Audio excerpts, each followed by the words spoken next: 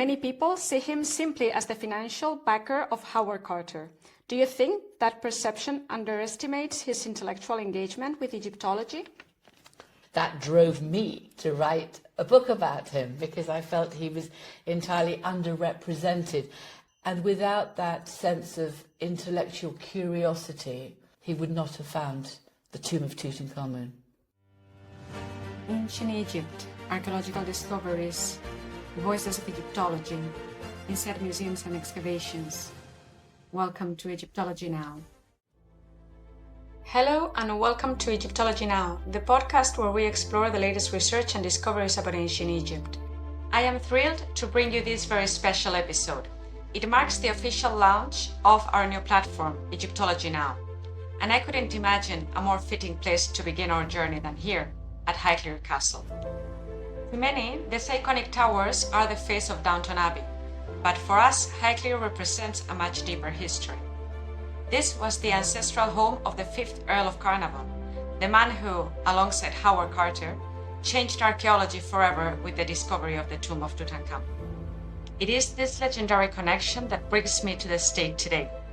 I had the absolute privilege of being received by the current Countess of Carnarvon, Lady Fiona, who was kind enough to sit down and converse with me about the enduring legacy of her home and its ties to the boy king. So join us for this exclusive conversation in the heart of Highclere as we take our first step together into the world of Egyptology now. Let's begin. Highclere Castle is inseparable from the history of Egyptology. How present is that legacy in everyday life here today? I think for Geordie and I, we just think it's our USP. The 5th Earl of Carnarvon is the most famous Earl of Carnarvon because of his discovery with his colleague of the tomb of Tutankhamun. No Lord Carnarvon, possibly no Tutankhamun. So he was essential to the finding of this tomb, which has enriched all of our understanding and knowledge of this ancient Egyptian world so much. I think it's the colour and the surrealness of it, and stepping into a tomb untouched for 3,000 years with all those works of art in it.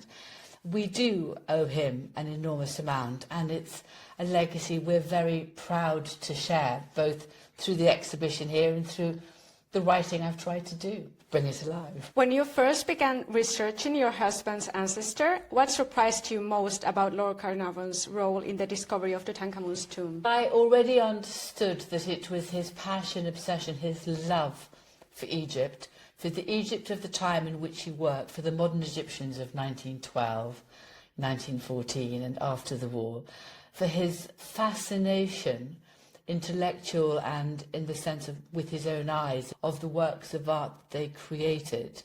So I knew that was there because he committed to spending both his life as well as his money, obviously, from 1906 until his death in 1923, and he continued on, and that was what meant the most to him. You spend 3 or 4 months out there a year. It was fascinating for me to understand what led him with that obsession. But I think you can get obsessed about ancient Egypt, and there's nothing wrong with that. And he'd found his vocation, and he probably hadn't found it before. I haven't found my vocation. I've tried many different things. And in the end, I've found I really enjoy writing, amongst the other things I do.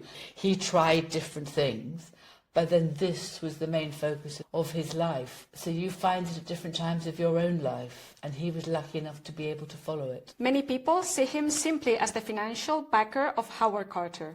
Do you think that perception underestimates his intellectual engagement with Egyptology?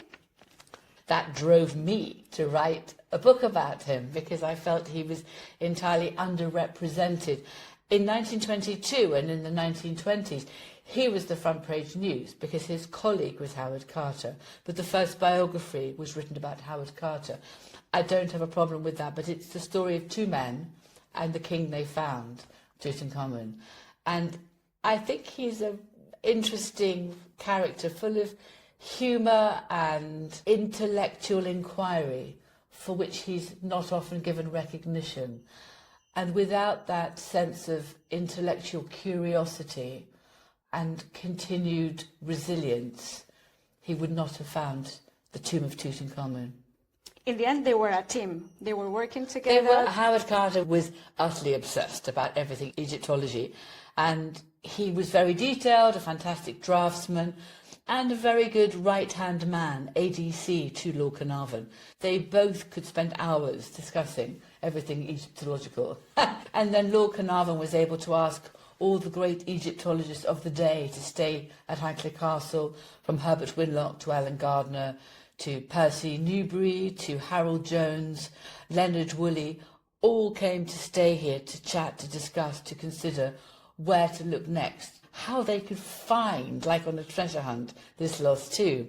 So that was in the background, and yet along the way, Lord Carnarvon was obviously a wonderful collector of Egyptian works of art. They tended to be quite small. Some he bought from dealers in Luxor or Cairo, and some he found from his excavations, all of which came here under the licenses applicable at the time. So he did nothing underhand, but you may or may not agree with the licenses today, but such as they were then, they were at least licensed. And many of them, as I said, came from the hands of Egyptian dealers, because in the end the Egyptians were particularly good at finding their own works of art. So fair enough, we have only the remains of his collection, but they're a portal which draws people back into the world of Egyptology and encourages them to go and visit this amazing country, which is unique. The partnership between Lord Carnarvon and Howard Carter is often portrayed as dramatic and even tense. From your archival research, how would you characterize their working relationship? I would characterize it as one of camaraderie and friendship, and they shared this joint desire and love of Egypt and what they were doing. And I don't think it was one of tenseness. Lord Carnarvon was the employer, and Howard Carter was thrilled to be paid. Lord Carnarvon had helped him build a house. He was his friend, so not at all. After the discovery of Tutankhamun, they did have a few arguments, but that was because Lord Carnarvon was trying to welcome many of the diplomatic visits to the tomb of Tutankhamun and trying to placate local desire to see the tomb. Howard Carter just wanted to work and get on and conserve everything that was in it. So they did fall out, as Lord Carnarvon said, we're going to have to stop and we're going to have to let so-and-so come round. And in the end, Lord Carnarvon said, OK, let's stop completely. Let's close the tomb, all have some space.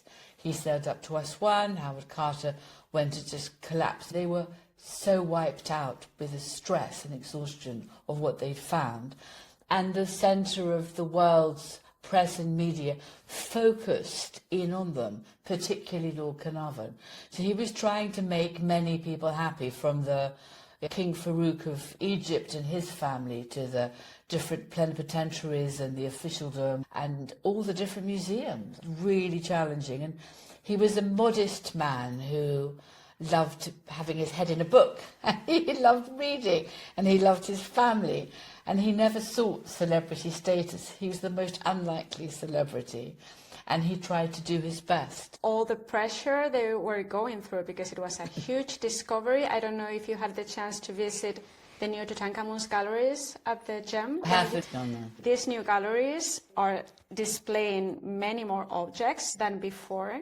Just the size of the galleries itself, they're huge. And when you have seen the real size of the tomb, you really wonder, how is it possible that all this was inside this tiny space? Of course, there were objects inside boxes, inside trunks, but still, it's huge. You really get an idea of the importance of the discovery. But documenting all that and dealing with the diplomatic relations, the visits and the work, doing both things at the same time must have been really hard. It was really hard, and Lord Carnarvon hadn't also thought that so many people would be so interested in it. Nobody could have imagined how many people would be so interested in it. It was the first global media event. So whether you lived in South Africa or Japan, America, Everybody knew. Everybody, the taxi driver driving him around London, the king and queen, everybody was fascinated by it. So it was this glimpse of this extraordinary world and culture, which is still so hard to imagine and describe today, entirely almost magical, as if you're going behind a wardrobe and stepping inside somewhere which you would never have thought you would be able to step inside.